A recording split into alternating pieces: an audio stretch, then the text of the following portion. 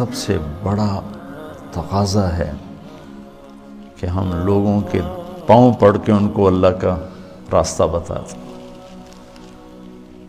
لاہور میں ایک لڑکی، بدنام زمانہ ہے وہ، میں نے ایسے اسے سلام دعا کر کر کر کر ماشاءاللہ 5 وقت نمازی بن گئی۔ تو وہ ایک جگہ شوٹنگ ہو رہی تھی، تو میں نے اسے فون کیا، میں نے کہا میں لاہور میں ہوں، مل سکتی ہو آ کے؟ اس نے کہا میں تو شوٹنگ کر رہی ہوں، 10 بجے فارغ ہوں۔ میں نے کہا اچھا بیٹی، جب فارغ ہو جاؤ نا پھر آ جانا، میں تیرا انتظار کروں، چاہے لیٹ بھی ہو تو آ جانا۔ یہ ہے کوئی 8 بجے کے بعد، 9 بجے پوری شوٹنگ ٹیم، باقی اداکار، ڈائریکٹر، کیمرہ مین سارے وہاں پہنچ گئے۔ میں بڑا حیران ہوں، میں نے کہا ہے تم تو کہہ رہی تھی میں 10 بجے فارغ ہو گئی۔ وہ کہنے لگی میں نے اپنے ڈائریکٹر سے کہا کہ مولانا طارق جمیل صاحب نے مجھے فون پہ کہا ہے کہ جب فارغ ہو تو آ کے مجھے مل جانا۔ وہ ڈائریکٹر بھی سامنے بیٹھا تھا، تو یہ کہنے لگے کہ مولانا طارق جمیل صاحب تیرے جیسی لڑکی کو فون کریں گے، یہ کیسے ہے؟ انہوں نے کہا آپ یہ کہتے ہو تو مجھے بیٹی کہتے ہیں۔ تو اس نے کہا شوٹنگ آف کرو، اور پورا سارا شوٹنگ کا جتنا بھی عملہ ہے، چلو چل کے مولانا کی ملاقات کرو، میں اس آدمی کو دیکھنا چاہتا ہوں جو ایک طوائف کو بیٹی کہتا ہے۔ وہ سارے مجھے ملنے آ گئے، سارے۔ صرف ممبر پہ بیٹھ کے تقریر کرنے کا تمہیں شوق ہوتا ہے کہ ہم بھی علامہ کہلائیں، ہمارے بھی کوئی جوتے اٹھائے، کوئی بیگ اٹھائے، کوئی آگے چلے، کوئی پیچھے چلے، کوئی چائے پیش کرے، کوئی روٹی پیش کرے۔ شاہ اسماعیل شہید نے بازار حسن میں گشت کیا تھا، موتی طوائف کے پاس گئے تھے، اللہ مجھے بڑے بول سے بچائے، اللہ مجھے بڑے بول سے بچائے، اللہ مجھے بڑے بول سے بچائے۔ 1831 میں ان کی شہادت ہوئی ہے، 1831۔ تو 1831 سے پہلے کا زمانہ، یعنی 1810-20 کا زمانہ لگا لو، جب وہ دلی میں ہوتے تھے۔ اس کے بعد بازار حسن میں اللہ نے مجھے توفیق دی جانے کی، اور میں ان طوائفوں کے گھروں میں گیا، ان سے ملا، ان کے پاس بیٹھا، ان کی ہمدردی، دلداری کی اللہ نے مجھے توفیق دی، ان پر خرچ کرنے کی توفیق دی، انہیں گناہ سے بچانے کے لیے۔ تو اب 8-9 سال ہونے کو ہیں، تو لمبے کے بازار حسن میں ہر ہفتے تعلیم ہوتی ہے، اور اس میں طوائفیں آ کے تعلیم میں بیٹھ، کسی کو کلمہ نہیں آتا تھا، ان کے کلمے یاد کروائے، وضو نہیں پتہ تھا وضو کروائے، نماز کا نہیں پتہ تھا نماز سکھائی، اور کتنی لڑکیوں کی شادیاں ہو گئیں، کتنیوں نے کہا ہمارا خرچہ لگا دو تو ہم یہ پیشہ چھوڑ دیں گی، میں نے ان کا خرچہ لگا دیا، وہ گھر بیٹھ کے کھا رہی ہیں اور برائی نہیں کر رہی ہیں۔ تو مجھے اس میں کوئی آر نہیں محسوس ہوئی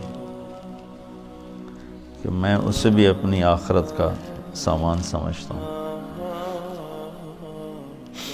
اور میں نے ان کی نائکوں سے کہا ہوا ہے کہ جو اپنی بیٹی کی شادی کرے گی میں سارا خرچہ دوں گا۔ اور جتنا مظلوم یہ طبقہ میں نے جا کے دیکھا ہے، بہت مظلوم طبقہ ہے، بہت مظلوم طبقہ۔ مرد کی ہوس پوری ہوتی ہے اور لڑکی کے ماتھے پہ طوائف کا داغ لگ جاتا، اور وہ اسی طرح سیٹھ صاحب بھی ہوتا ہے، چودھری صاحب بھی ہوتا ہے، میاں صاحب بھی ہوتا ہے، سردار صاحب بھی ہوتا ہے، مہر صاحب بھی ہوتا ہے، وہ اسی طرح ہوتا ہے، اس کا کالر سفید رہتا ہے، لڑکی کے ماتھے پہ طوائف کا داغ لگ جاتا، پھر 7 سمندر کا پانی بھی اسے دھو نہیں سکتا۔ اور یہ داغ لگانے والے سارے عیاش لوگ جن کی عیاشی پر تو پردہ پڑ گیا اور اس کے ماتھے پہ کالا داغ لگ گیا. ایک ماں بڑی طوائف ہے، اس کی بیٹیاں جوان ہیں، تو میں نے کہا تو ان کا کوئی رشتہ تلاش کر، میں سارا خرچہ تمہیں دوں گا، شادی کرائیں. اور کہنے لگی مولانا صاحب طوائف کے کوٹھے پہ کون رشتہ مانگنے آتا ہے. مجھے لگا جیسے کسی نے میرا دل چیر کے رکھ دیا. طوائف کے کوٹھے پہ رشتہ مانگنے کون آتا؟ یہاں تو عزت سے کھیلنے آتے ہیں، رشتہ لینے کوئی نہیں آتا. تو مجھے اللہ کے فضل سے میں اسے اپنی آخرت کا سامان سمجھتا ہوں کہ کم از کم ایک پورا محلہ طوائفوں کا، اس میں نمازیں شروع ہو گئی ہیں. کئیوں کو میں نے عمرے کروائے، ان کو عمرے پہ بھیجا. آج ابھی یہاں آنے سے پہلے ان کا جو ایک مردوں میں ایک بڑا چودھری ہوتا ہے، ایک عورتوں میں ہوتی ہے، ان کا اپنا ایک پورا نظام ہے. میں نے اسے فون کر کے کہا تم تیاری کرو، میں تمہیں عمرے پہ بھیجتا ہوں. اس نے مجھے اتنی دعائیں دیں، اتنی دعائیں دیں. تو میں چاہتا ہوں تبلیغ تمہارے اندر اس طرح اترے. میری تمنا ہے کہ اللہ آپ کے اندر تبلیغ زندہ کر دے. پھر چاہے ممبر پہ بیٹھو، کرسی پہ بیٹھو، درسگاہ میں بیٹھو، دکان پہ بیٹھو، گھوڑے پہ بیٹھو، گاڑی پہ بیٹھو، ہوا میں اڑو، تبلیغ تمہارے اندر ہو. اللہ کا نبی تشریف فرماتے کہ طوائف کا گزر ہوا، یعنی میں پیچھے سے دلیل دے رہا ہوں. تو مدینے وہ کہنے لگے یہ کیسا نبی ہے جو اکیلے ہی روٹی کھاتا ہے، کسی کو بلاتا ہی نہیں. وہ تو آپ کو تکلیف دینا چاہتی تھی، تنگ کرنا چاہتی تھی. تو آپ فرماتے طوائف ہے، اس کو دھکے دے کے باہر نکالو. آپ نے فرمایا آ جاؤ، آ جا، بیٹھ جا. ساتھ بٹھا لیا.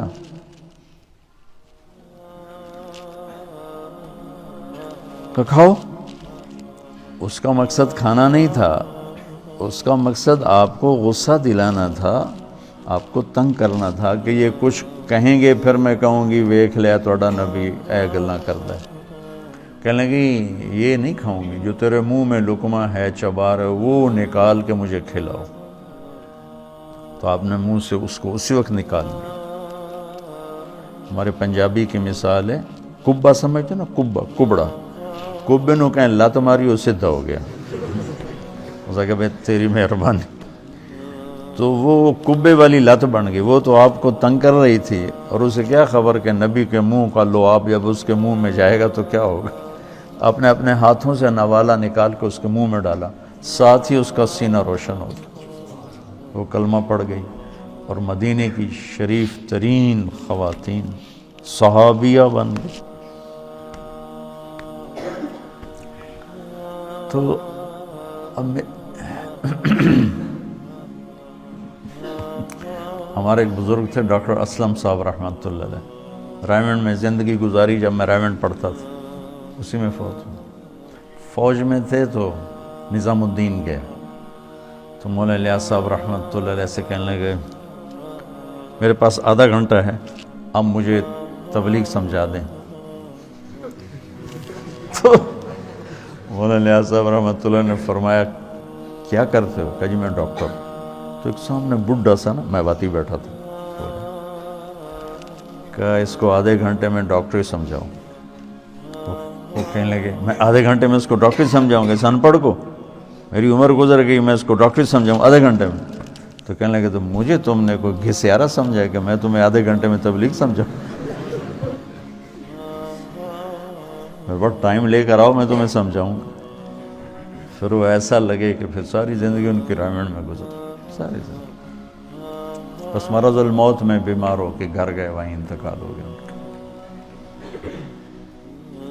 تو جو کچھ میں نے دیکھا ہے، یا 50 سال ہونے کے مجھے تبلیغ میں، وہ میں تمہیں ممبر کے 1 گھنٹے میں کیسے سمجھاؤں. اس لیے تو میں مشورہ دیتا ہوں کہ جو کہوں وہ کر لیا کرو تو فائدہ ہو. ابھی صاحب رائے مت بنو، نقصان اٹھاؤ، کیونکہ تمہارے پاس وہ تو بچوں پوری دنیا میں جانے کی نیت